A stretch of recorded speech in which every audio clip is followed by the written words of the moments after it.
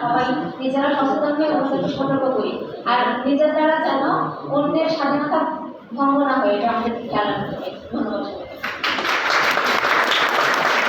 ধন্যবাদ নিজ রূপায় সুলতানাকে।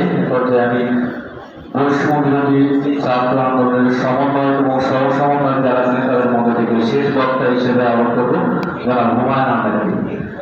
সংক্ষেপে জানেন আমাদের আরো অনেক বক্তা আছেন। ধন্যবাদ সবাইকে। দেখেন, আমি শুরুতে একটা কথা বলতে চাই, সম্মান দেওয়ার মালিক আল্লাহ, সম্মান দেওয়ার মালিক আল্লাহ।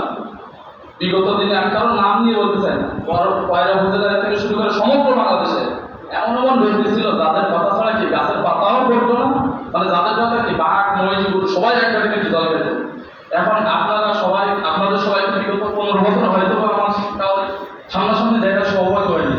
আপনাদের আমি সামনাসামনি পেয়েছি, আমি আপনাদের সন্তান হিসেবে একটা কথা বলতে চাই, বিগত দিনে হয়তো আপনারা জনগণের ভোটে বা ক্ষমতায় আপনারা আমাদের সেবা করার সুযোগ পাবেন।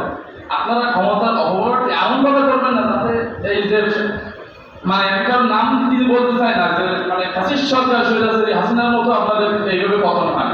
আমি আপনাদেরকে বলতে চাই, জনগণ আপনারা জনগণের পালস বোঝেন, জনগণের ভোট না বলেন, সেইটা আপনারা বোঝার চেষ্টা করেন।